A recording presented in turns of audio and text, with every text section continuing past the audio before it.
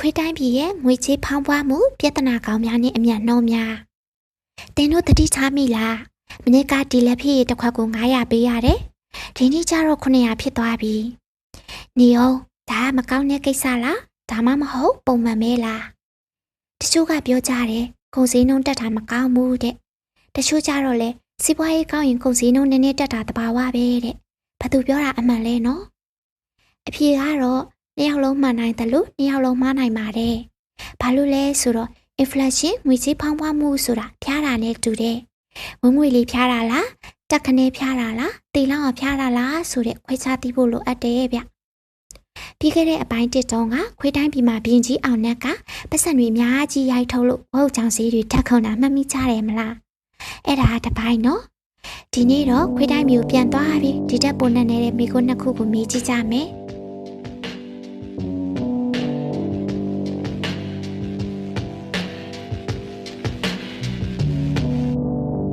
ဘယ်ကောင်လောက်တာလဲ buying cost ဘာကြောင့်ဈေးတက်တာလဲဘယ်လောက်မြန်လဲ buy rate ဈေးတက်တာဘယ်လောက်မြန်နေလဲကဲခွေးတိုင်းပြည်တဲ့ဝင်ကြည့်ရအောင်နော်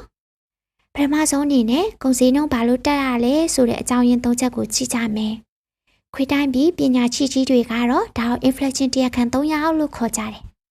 နံပါတ်1 demand pull inflation ဝယ်လိုအားဆွဲအားကြောင့်ဖြစ်ခြင်းပထမဆုံးတရားခံကတော့ဝယ်ခြင်းတဲ့သူများလွန်းနေတာပါ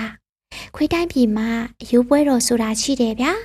ပုံမှန်ရဲ့ဆိုရင်ဝက်ဥချောင်းတဲ့ကိုကြားကြီးဆိုင်မှာဝက်ဥချောင်း10ချောင်းရှိတယ်လာဝယ်တဲ့ခွေးက10ကောင်ပဲရှိတယ်ဈေးကငိမ့်နေရော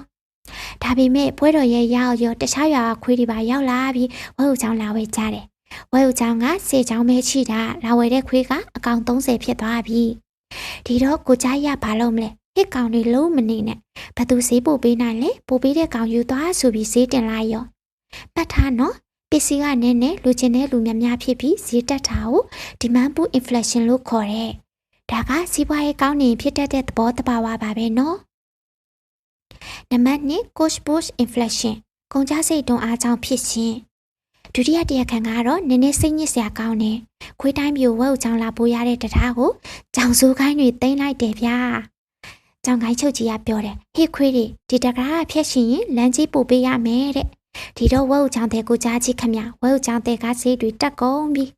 ကိုကြားကြီးကအရှုံးမခံနိုင်တော့ sorry ပဲကွာကြောင်တွေကလမ်းကြီးတောင်းလို့ငါလဲဈေးတင်ရတော့မယ်ဆိုပြီးဈေးတက်လိုက်တယ်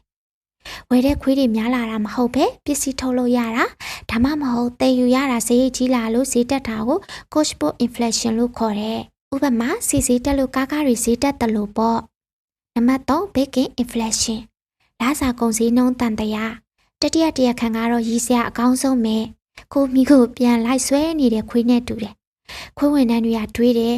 ဟေးအောင်အခုတလုံးကုန်စည်နှုန်းတွေတက်နေတယ်နော်နောက်နေ့လဲထက်တက်အောင်ပါပဲအဲ့တော့တတိကိုအခုကလေးကလာစာတိုးတောင်းမှဖြစ်မယ်ဆိုပြီးဆန္ဒပြကြရော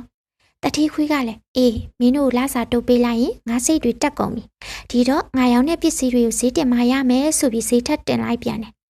ဈေးတက်သွားတော့ဝန်ထမ်းခွေးတွေကဟာကုန်စည်နှုန်းတွေတက်ပြန်ပြီဟာငါတို့လာစာမလောက်တော့ထပ်တိုးတောင်းမှဆိုပြီးထပ်တောင်းကြပြန်ရောအဲ့လိုမျိုးတယောက်နဲ့တယောက်အပြန်လဲဆွဲရင်ဈေးတက်နေတာကို baking inflation လို့ခေါ်ပါရဲ့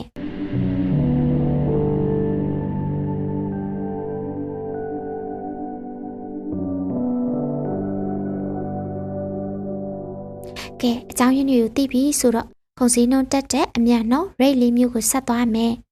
ဒါကပိုအရေးကြီးတယ်ဘာနဲ့တူလဲဆိုတော့ခွေးတစ်ကောင်လမ်းလျှောက်တာနဲ့တူတယ်နံပါတ်1 creeping inflation တွားတာနှုန်း 3% အောက်ပထမဆုံးက creeping ခွေးလေးတွေလမ်းလျှောက်တင်စားအရွယ်လိုပဲဖြည်းဖြည်းလေးပဲသွားတယ်တနှစ်ဒီမှာဝက်ဥချောင်းဈေးကတစ်ပြားနှစ်ပြားလောက်ပဲတက်ထားလူတွေကတတိတောင်မထားမိဘူးဒါကအကောင်းဆုံးရှိနေပဲစီးပွားရေးပညာရှင်တွေကဒီလိုငွေလေးတက်ထားကိုကြိုက်ကြတယ်ဒါမှလူတွေကငါပတ်စံတွေကိုဒီတိုင်းမထားပဲယင်းနှမြုံနှံမှာဆိုပြီးစီးပွားရေးလှုပ်ရှင်စိတ်ရှိမှလေနံပါတ်2 working inflation လမ်းလျှောက်နှုန်း 3% မှ 10% ကြားဒုတိယက working ခွေးကြီးတွေလမ်းတွတ်လျှောက်တယ်လို့ပဲဒီစိတ်ရရင်ခွေးတိုင်းမြေခွေးတွေစားပြီးညီးလာကြပြီဟေးအောင်ဝက်ဥချောင်းဈေးကတက်လာပြန်ပြီကွာဆိုပြီးတတိထားမိလာတယ်ဒါပေမဲ့ထိတ်ချုပ်လို့ရသေးတဲ့အနေထားပါပဲတိုင်းပြည်တိုးတက်နေရင်ဒီလောက်ကချိတတ်ပါတယ်နံပါတ်3 galloping inflation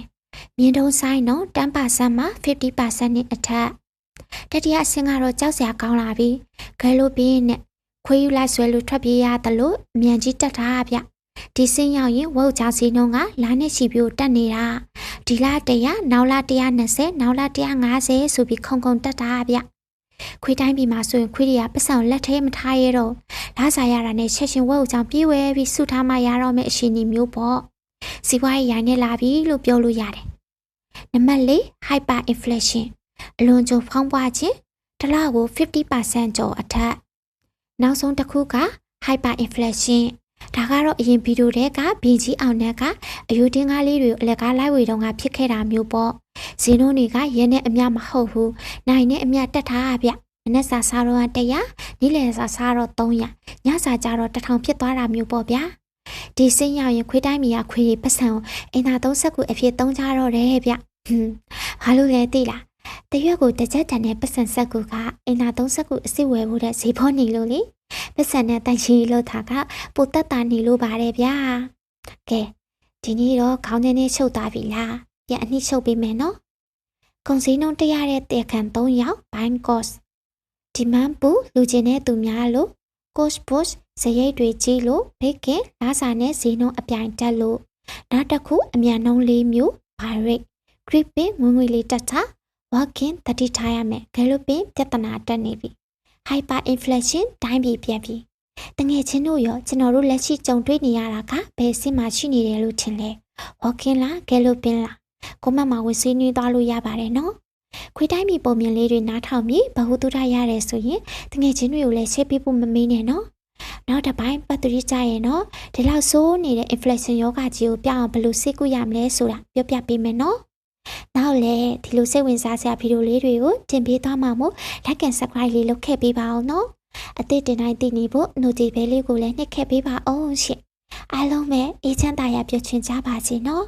see you next time တတာ